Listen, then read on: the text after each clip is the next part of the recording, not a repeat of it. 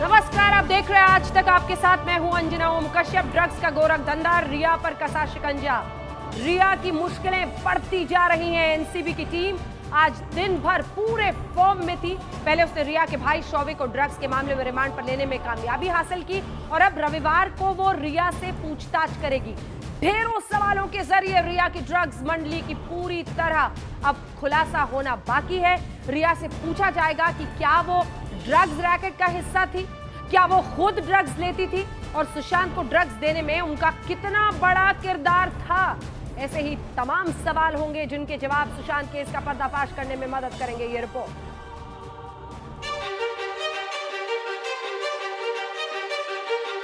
I have never taken any drugs. पूरी हुई NCB की तैयारी। शौविक के बाद अब रिया की बारी। ड्रग्स मंडली की खास किरदार, रिया पर लटकी गिरफ्तारी की तलवार।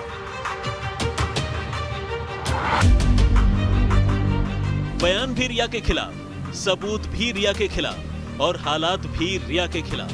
यानी अब खत्म होने वाला है रिया चक्रवर्ती का खेल। कितने ही मासूमियत से मना किया था रिया ने कि उसका तो ड्रग्स से कोई मतलब ही नहीं है, उसने तो कभी ड्रग्स ली ही नहीं। लेकिन अब नशे के मायाजाल में रिया बुरी तरह फंस चुकी है। शौविक के बाद अब रिया पर शिकंजा कसने की तैयारी पूरी हो चुकी है। एनसीबी के पास सबूतों का इतना बड़ा पुलिंदा इकट्ठा हो चुका है कि रिया का बचना अब आसान नहीं है। कल एनसीबी रिया से एक के बाद एक कई सवाल दागने वाली है और इस पूछताछ के बाद रिया की गिरफ्तारी के आसार भी बढ़ने लगे। हमने आज उसके भाई का कस्टडी रिमांड लिया, सैमुअल मिरांडा का लिया। 2 लोगों का हमारे पास, ये चारों आदमी हमारे पास 9 तारीख तक है। हम रिमांड किस लिए लेते हैं? क्योंकि विभिन्न आरोपियों को हम आमने सामने बिठा के उनके रोल्स को क्लैरिफाई कर सकी, कौन कितना जिम्मेदार है, किसने क्या किया, किसने एक तरह से पूछताछ के लिए। तो जब पूछताछ की बात आती है तो जो भी लोग रेलेवेंट है उनको हम समन देके बुलाएंगे, जिसमें नारकोटिक्स कंट्रोल ब्यूरो रिया के भाई पर शिकंजा कस चुका है। उसका घर खंगाल चुकी है, उसके परिवार वालों से पूछताछ कर चुकी है, उसके फोन तक को अपने कब्जे में ले चुकी है। पिछले 24 घंटे में एनसीबी का एक्शन जितनी तेजी से हुआ है, उतनी ही तेजी से रिया की मुश्किलें भी बढ़ती चली गई हैं। Only the phones, only the digital evidences have been seized. No NDPS seized.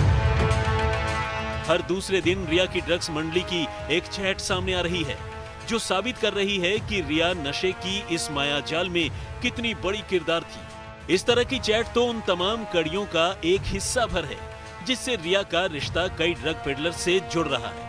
तमाम एजेंसियां भाई और बहन के बीच की इस बातचीत को इस नजरिए से भी जांचने में जुटी है कि क्या इस तरह की ड्रग्स सुशांत को दी जा रही थी और वो भी जबरन। सुशांत के पिता पहले ही आरोप लगा चुके हैं कि रिया ही उनके बेटे को नशे की दुनिया में धकेल रही थी और स्लो पॉइजन दे रही थी। परिवार बार बार आरोप लगाता रहा है कि रिया के आने के बाद से ही सुशांत की जिंदगी में दिक्कतें बढ़नी शुरू हुई। और जहाँ तक परिवार का, फैमिली वालों का मामला है, उनका कोई इस तरह का प्रॉब्लम नहीं था। एटलीस्ट 2019 तक अगर कोई उनको ड्रग दिया जा रहा हो, उसके वजह से अगर कोई प्रॉब्लम हो रही हो या कोई और वजह से कोई उनका मेंटल स्थिति में कोई गिरावट आई हो, तो कभी भी रिया चक्रवर्ती ने परिवार के साथ कन्फाइड नहीं किया। अब जबकि ड्रग्स के मामले में शौविक को 4 दिन के रिमांड पर लिया जा चुका है, रिया से पूछताछ खासी अहम हो गई है। हालात तो यही कह रहे हैं कि सुशांत की मौत और ड्रग्स के कनेक्शन की वजह से रिया गिरफ्तारी के बेहद करीब है। मुनीश पांडे के साथ अरविंदो झा, मुंबई, आज तक। तो आज की रात रिया के लिए कयामत की रात है। बात यह है कि रिया का बच निकलना मुश्किल है। कल एनसीबी के सामने पेशी होगी और लग यही रहा है कि गिरफ्तारी भी हो सकती है। जानते हैं क्यों?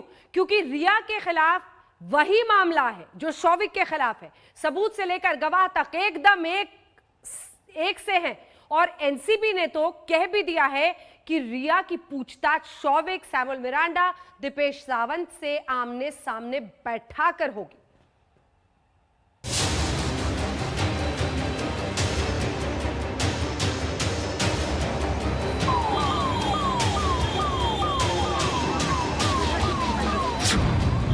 रिया ने अपने भाई शौविक को बनाया मोहरा। अब सामने आएगा रिया का असली चेहरा। भारी पड़ी ड्रग्स से यारी। अब होगी रिया की गिरफ्तारी। पहले ईडी फिर सीबीआई में रिया ने खूब पैंतरेबाजी की। अब बस, अब और नहीं। गिरफ्त में आज आ चुका है रिया का पूरा सिंडिकेट। अब गिरफ्तार होगी रिया। जानते हैं क्यों? क्योंकि रिया का भी वही गुनाह है जो उसके भाई शौविक का है, ड्रग्स अरेंज करना। रिया की गिरफ्तारी के लिए भी वही सबूत हैं जो शौविक के लिए था। आखिर सबूत उसी के घर से जुटाए गए हैं। धाराएं क्या लगेंगी, जेल कितने दिनों की हो सकती है, ये सब बताएंगे। लेकिन उससे पहले आपको दिखाते हैं कि नारकोटिक्स कंट्रोल ब्यूरो को शौविक और सैमुअल मिरांडा के पास से क्या सबूत मिले हैं। ये वो जानकारी है जो एनसीबी ने किला कोर्ट में जज को दी है, जिसके आधार पर शौविक और सैमुअल मिरांडा को 9 सितंबर तक रिमांड में भेजा गया है। ये ऐसा नेक्सस है जिसकी कड़ियां जोड़ते जोड़ते एनसीबी शौविक तक पहुंची है। अब्बास लखानी और करण अरोड़ा के खुलासे के आधार पर जैद विलात्रा के घर की तलाशी हुई। वहां से 9,55,750 रुपए, 2,081 यूएस डॉलर, 180 यूके पाउंड और 15 यूएई दिरहम बरामद हुए। जैद का बयान दर्ज हुआ, जिसमें उसने कहा कि उसने ये पैसे मारिजुआना, गांजा और बड बेचकर इकट्ठा किया।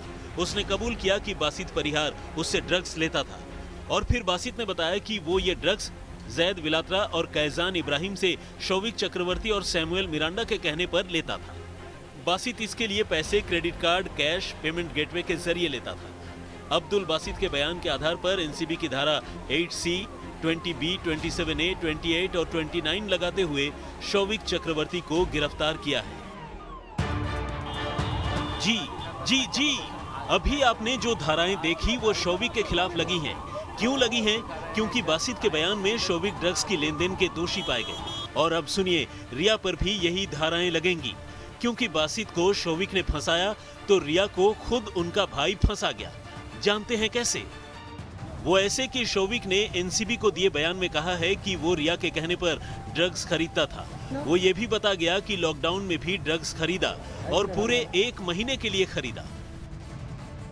भाई कब तक भरोसा बनाए रखता? वो कहते हैं ना, चोर की दाढ़ी में तिनका। इसीलिए एनसीबी के सख्त सवालों के आगे टिक नहीं पाया और कुछ न बताने का बहना का कहना मान नहीं सका। इस मामले में पहले जैद और बाकी लोगों को जो अरेस्ट किया गया, कल शौविक को भी अरेस्ट किया गया, इन्हीं धाराओं के तहत उनको गिरफ्तार किया गया। यही वो ग्राउंड है और रिया चक्रवर्ती के ऊपर साफ तौर पे केस बना लिया है एनसीबी ने। उनका कहना है कि ना सिर्फ वो ड्रग्स खरीदती थी बल्कि उसको सप्लाई भी करती थी, ट्रांसपोर्टेशन भी करती थी। तो अब शौविक लगातार बोलेगा और सारे राज खोलेगा, इसलिए रिया का कॉन्फिडेंस अब कमाल नहीं करेगा। देखिए, अगर कोर्ट ने खुद ही हमें कस्टोडियल रिमांड किया टाइम दिया है तो कोर्ट ने कुछ सोच समझ के दिया होगा, प्राइस किया गया कोर्ट को सिचुएशन के बारे में। तो सिमिलरली आई थिंक जो हमने टाइम मांगा that is a genuine time which we need. हमें जितना टाइम चाहिए ही कि हम अनकवर कर पाएंगे व्हाट इज रिया। वैसे रिया सिर्फ अपने भाई के बयान से ही नहीं फंसी है। शुक्रवार को एनसीबी जो इलेक्ट्रॉनिक गैजेट्स उनके घर से ले गई वो भी एक प्रमाण है। वैसे भी रिया और शौविक के बीच ड्रग्स को लेकर बातचीत पहले ही सामने आ चुकी है। यस प्लीज, वो दिन में 4 सिगरेट पीता है, उसी के हिसाब से प्लान करो। और उसे बड की डोज भी चाहिए। हाँ, बड भी। ओके, तो हम 5 ग्राम बड दे सकते हैं, उससे 20 सिगरेट बन सकती है। सबूत चीख चीख कर रिया की ओर उंगली उठा रहे हैं, ठीक वैसे जैसे शौविक के खिलाफ। इसलिए उंगली उठा उठा कर जिरह करने के बाद सतीश मान शिंदे शौविक को जमानत नहीं दिला सके। आइए आपको सीधे लिए चलते हैं। मुनीश पांडे हमारे सहयोगी इस वक्त हमारे साथ डीआरडीओ ऑफिस के बाहर से जुड़ रहे हैं और मीतू सिंह उनकी बहन पूछताछ के बाद निकली है। मुनीश, क्या अपडेट है? मुनीश, क्या अपडेट है? बिल्कुल, अभी मीतू सिंह की गाड़ी यहीं डीआरडीओ दफ्तर से निकली है। और जी अंजना, वही मैं बोल रहा था, मीतू सिंह की गाड़ी अभी डीआरडीओ दफ्तर के बाहर से निकली है। यानी कि आज जो सवाल जवाब करने थे सीबीआई को वो पूरी हो चुकी है। लगभग 4 से 5 घंटे तक वो सीबीआई के दफ्तर में थी और उसके पहले वो खुद गई थी सीबीआई के साथ में क्राइम सीन पर, उस जगह पर जहां पे सुशांत की मौत हुई थी। सीबीआई उनसे जानना चाहती थी कि आखिरकार जब वो घर पे पहुंची थी 14 जून को, तो उन्होंने सुशांत के शव को कैसे देखा हुआ था, उनका बॉडी बेड पर कैसे था, और सबसे ज़्यादा अहम था उसमें सिद्धार्थ पिठानी को लेकर, क्योंकि कहीं ना कहीं परिवार ने शक जताया है कि सिद्धार्थ पिठानी किसी साजिश में शामिल हो सकते हैं। और यही वजह है कि आज जब उनसे पूछताछ की गई तो 8 से 12 तारीख के बीच में जब वो सुशांत के साथ में रह रही थी तो सुशांत से क्या बातचीत हुई थी, क्या रिया चक्रवर्ती को लेकर कोई बातचीत हुई थी, और हाव भाव कैसे थे सुशांत के घर में काम करने वाले 3 लोगों के और सिद्धार्थ पिठानी के। 14 जून को जो कुछ भी हुआ था उसको लेकर भी बातचीत हुई है, क्योंकि सिद्धार्थ पिठानी ने एक दावा किया हुआ था कि उन्होंने सुशांत के शव को कथित रूप से पंखे से जब लटके हुए थे तो कपड़े को काटकर मीतू सिंह के कहने पर उन्होंने नीचे लाया था, लेकिन मीतू सिंह ने कहीं भी अपने बयान में ये चीज़ नहीं बोली हुई थी, ना मुंबई पुलिस को उन्होंने बोला है, ना तो दूसरे बयानों में। तो ये काफ़ी अहम हो जाता है आज का, और कहीं ना कहीं जो आज 4-5 घंटे तक पूछताछ हुई है अंजना मीतू सिंह से, उसमें सीबीआई ने जानना चाहा होगा, और इसे बयान कह सकते हैं, पूछताछ कहना गलत होगा, बयान कह सकते हैं कि बयान के जरिए सीबीआई ने कड़ियों को जोड़ने की कोशिश की है। दूसरी सबसे अहम खबर है, थोड़ी देर पहले मीतू सिंह के संदीप सिंह निकले हैं, और अंजना आपने ये खबर ब्रेक की थी संदीप सिंह के सीडीआर वाली की, किस तरीके से संदीप सिंह जो कि सुशांत को 1 साल तक कभी फ़ोन भी नहीं किए थे, दावा करते थे कि वो सबसे अच्छे दोस्त हैं सुशांत सिंह के, वो हॉस्पिटल में भी दिखे थे, इसीलिए उनकी संदिग्ध गतिविधियों को लेकर आज सीबीआई ने डीआरडीओ दफ्तर में संदीप सिंह से भी पूछताछ की है। तो काफ़ी अहम सिलसिला रहा है आज सीबीआई की जाँच का। अंजना, और वो तस्वीरें भी हम दिखा रहे हैं मुनीश की संदीप सिंह वहां से निकलता हुआ। संदीप सिंह को लेकर परिवार की तरफ से भी कहा गया था, जो वकील थे विकास सिंह, उन्होंने भी कहा था कि संदीप सिंह से पूछताछ होनी चाहिए, लेकिन दूसरी तरफ मीतू सिंह जो उनकी बहन है, उनसे बातचीत के जरिए सब कुछ रिक्रिएट करके सच जानना है कि 14 जून को क्या हुआ था, उनके घर जाकर रिक्रिएट भी किया गया है। उनकी फैमिली फ्रेंड स्मिता पारिक भी सामने आई, जिन्होंने कहा कि 14 जून की उनकी तैयारी थी कि वो मिलने वाले थे, लंच के लिए तैयारी कर रहे थे, ऐसे में उन लोगों को खुदकुशी है ये यकीन नहीं हो रहा है। उनके लिए तमाम जो 13 जून की गतिविधियां थी वो साफ बताती हैं कि ये खुदकुशी नहीं हो सकती, और शायद ये तमाम बातें सीबीआई के लिए महत्वपूर्ण हो सकती है। मुनीश जी बिल्कुल अंजना, और एक और मैं जानकारी दे दूं, संदीप सिंह की जब गाड़ी निकली थी तो बुरखे में एक औरत उनकी गाड़ी में छुपकर बैठी हुई थी। हमने वो विजुअल्स देखे हुए हैं, कौन थी वो औरत, क्या नाम है उसका, इसके बारे में कोई जानकारी नहीं है। लेकिन स्मिता पारिक ने एक और बात यहाँ पर बाहर आके बताई थी, जब मैंने उनसे बात की स्मिता पारिक से कि अंदर क्या कुछ देखा उन्होंने, तो अपने पूछताछ के दौरान उन्हें बताया कि संदीप सिंह और वहाँ पे एक मिस्ट्री गर्ल है। क्या ये मिस्ट्री गर्ल वही है जो संदीप सिंह की गाड़ी में बुरखे में छुपकर बैठी हुई थी? इसके बारे में खैर अभी और जानकारी मिलेगी थोड़ी देर में सीबीआई सूत्रों के हवाले से, लेकिन कहीं ना कहीं आज का दिन काफ़ी अहम रहा। स्मिता पारिक ने जब बातचीत की हमसे, उन्होंने बताया कि उनकी खुद बातचीत हुई थी 13 तारीख को, और 13 तारीख को प्लान था 14 तारीख को लंच या डिनर पे जाने का। ऐसे में ये सवाल खड़ा किया उन्होंने कि कैसे हो सकता है कि जब वो लंच और डिनर का प्लान बना रहे हैं और उसके अगले दिन ही वो मौत को गले लगा ले। इसी बातों को लेके आज उनका भी बयान सीबीआई ने दर्ज किया हुआ है। और मीतू सिंह, जैसा आप बता रही थी, मीतू सिंह परिवार की वो सदस्य हैं जो कि सुशांत की मौत के बाद में सबसे पहले उस फ्लैट पर पहुंची हुई थी, और कहीं ना कहीं सिद्धार्थ पिठानी का रोल यहाँ पे काफ़ी अहम हो जाता है। विकास सिंह ने आरोप लगाया था कि सिद्धार्थ पिठानी की गतिविधियों को देखकर ऐसा लगता है कि वो संदिग्ध गतिविधियों में है, कॉन्स्पिरेसी में शामिल थे वो। और विकास सिंह ने कल चाबी नहीं मिलने पर भी उन्होंने सवाल खड़ा किया था मुनीश। तो कहीं ना कहीं जो जांच की दिशा है वो सुसाइड कभी जाती है, कभी मर्डर की तरफ जाती है। लेकिन जो आज की हलचल है उससे सीबीआई एक और चीज साफ करना चाहती है, क्योंकि एम्स के डॉक्टर यहाँ पर मौजूद थे, वो खुद मीतू सिंह के साथ में क्राइम सीन पर मौजूद थे। और सिद्धार्थ पिठानी एक ऐसे शख्स हैं जिन्होंने लगातार अपने बयान भी बदले हुए हैं सीबीआई के सामने। मुंबई पुलिस को कोई और बयान दिया, यहाँ पर आने के बाद में सीबीआई को कुछ और बयान दिया, फिर उनके बयान मेल नहीं खाते हैं। तो सिद्धार्थ पिठानी जो हैं वो ऐसे शख्स हो गए हैं जो कि सीबीआई के लिए एक पहेली बन गए हैं, और इसी पहेली को सॉल्व करने के लिए मीतू सिंह का आना बहुत ज़रूरी था, क्राइम सीन पर जाना बहुत ज़रूरी था। और कहीं ना कहीं जो पूरा मामला है रिया चक्रवर्ती के खिलाफ में मीतू सिंह ने पूछताछ के दौरान बहुत ज़्यादा गंभीर आरोप लगाए हैं उनके ऊपर। तो अब ये जो मामला है एक तरह से फिर आप बोल सकते हैं कि सीबीआई का जो पार्ट 1 एक्शन था वो पूरा हो गया, लेकिन पार्ट 2 का एक्शन अब शुरू हो चुका है यहाँ पर, और एक ही दिन में ताबड़तोड़ उन्होंने 3-4 लोगों से पूछताछ की है जो कि संदिग्ध गतिविधियों में थे। वो थे संदीप सिंह, और 2 ऐसे लोगों के बयान दर्ज किए हैं, मीतू सिंह और स्मिता पारिक, जो साफ तौर पे ये बोल रहे हैं कि आत्महत्या तो हो ही नहीं सकती है, कहीं ना कहीं इसमें कोई साजिश की बू आ रही है, और उन्होंने बताया हुआ है कि ये हत्या भी हो सकती है। बिल्कुल। 2 बातें, एक तो रूम का चाबी ना मिलना, विकास सिंह ने खुद इसे कोट किया था जो परिवार के वकील हैं। दूसरा कि गलत दरवाजे की चाबी क्यों दी गई थी। ये तमाम ऐसे बातें हैं। देखिए अरविंद ओझा, जहां आप खड़े हैं वहां से ड्रग्स का एंगल, जहां पर मुनीश लगातार कवरेज कर रहे हैं वहां से ये पूरी जानकारी कि आखिर 14 जून का सच क्या है।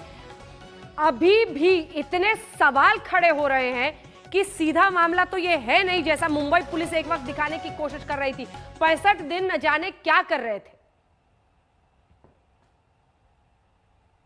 देखिए 65 दिन में जो 56 लोगों से पूछताछ हुई थी, जो महाराष्ट्र के गृह मंत्री हैं वो कह रहे हैं कि मुंबई पुलिस स्कॉटलैंड यार्ड की तुलना होती है, लेकिन कम से कम इस जांच को देखकर तो ऐसा कुछ दिखता नहीं है। अगर आत्महत्या को ही मान लिया जाए, कोई भी आत्महत्या का केस होता है, मैंने इतने केसेस देखे हैं, तो उसमें भी जो पुलिस होती है वो रीजन जानने की कोशिश करती है, लेकिन यहाँ पर 56 उन लोगों से पूछताछ हुई है जिसमें कम से कम 50 लोग ऐसे हैं जिनका इस केस से कोई लेना देना नहीं है, जिसमें बॉलीवुड की कई शख्सियत है, उनसे पूछताछ हुई, और तुलना मुंबई पुलिस की स्कॉटलैंड यार्ड से हो रही है। मैं आपको बताऊं कि सीबीआई कम से कम 3 बार मौका वारदात पर जा चुकी है, जिसमें आज मीतू सिंह है, उनको भी लेकर जाया गया था। मीतू सिंह एक इस पूरे केस में अहम कड़ी इसलिए है, आपको बताऊं अंजना, क्योंकि 8 जून से 14 जून के बीच सुशांत की मौत से पहले मौका वारदात पर सिद्धार्थ पिठानी, नीरज केशव, उसके अलावा दीपेश सावंत के अलावा क्या कुछ हुआ 8 से 14 जून के बीच वो मीतू सिंह भी जानती हैं। इसीलिए आज मीतू सिंह और सिद्धार्थ पिठानी को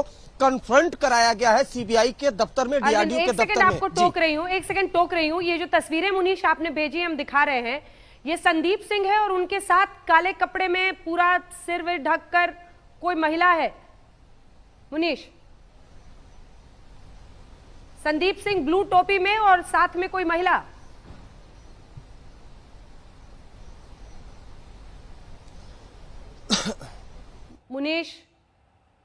मुनीश के पास हम आपको लिए चलेंगे। देखिए डीआरडीओ गेस्ट हाउस में एक तरफ आज मीतू सिंह, उनकी बहन से बातचीत हुई, दूसरी तरफ ये जो आपको दिख रहे हैं इस तस्वीर में, ये संदीप सिंह है। कॉल डिटेल के जो रिकॉर्ड्स हैं वो बता रहे थे कि एक बार भी पूरे साल में बातचीत नहीं हुई, लेकिन सबसे ज्यादा एक्टिव थे 14 जून को। संदीप सिंह से आज पूछताछ हुई। मुनीश, हम वो तस्वीरें दिखा रहे हैं, क्या ये येलो शर्ट ब्लू टोपी में संदीप सिंह है और दूसरी तरफ इस महिला की पहचान नहीं हुई है जो काले कपड़े में, जिसको आप बुर्का कह रहे थे या सिर ढकी हुई है, जो साथ में कार में बैठी हुई है? मुनीश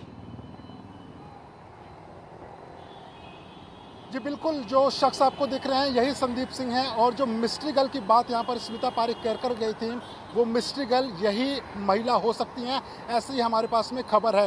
ये महिला है कौन, क्या संदीप सिंह से रिलेशन है, क्योंकि एक ही गाड़ी में दोनों आते हैं और एक ही गाड़ी में वापस जाते हैं। और संदीप सिंह जिस तरह से यहाँ पर आए थे, पूरी कोशिश की थी उन्होंने कि मीडिया से वो बच जाए। जब से ये मामला मुंबई पुलिस से सीबीआई के पास में पहुंचा हुआ है, तब से संदीप सिंह मीडिया के सामने आने से बच रहे हैं। और अंजना, आपने इस खबर को ब्रेक किया था कि संदीप सिंह की जो गतिविधियां हैं कितनी ज़्यादा संदिग्ध हैं। जब तक वो मुंबई पुलिस के पास जांच थी, तब तक वो लगातार पुलिस स्टेशन पहुंचते थे, मीडिया में आके बाइट देते थे कि उनको पुलिस ने बयान दर्ज करने के लिए बुलाया है। मुंबई पुलिस बोलती थी कि हमने तो कोई समन नहीं भेजा है, बयान नहीं दर्ज किया हुआ है। सवाल ये खड़ा होता है कि जिस दिन सुशांत की मौत हुई, किसके कहने पर वो अस्पताल गए थे, किसके कहने पर वो रिया चक्रवर्ती के आसपास घूम रहे थे, किसके कहने पर वो एम्बुलेंस वाले से बात करते हैं, किसके कहने पर वो सुशांत के घर पर गए थे। ये सब कुछ 14 तारीख को हुआ था। उसके बाद भी वो लगातार मीडिया में बयान देते रहे कि वो बड़े नज़दीकी संबंध है उनके सुशांत सिंह राजपूत से। लेकिन जो आपने खबर ब्रेक की थी, कहीं ना कहीं उसी का असर है ये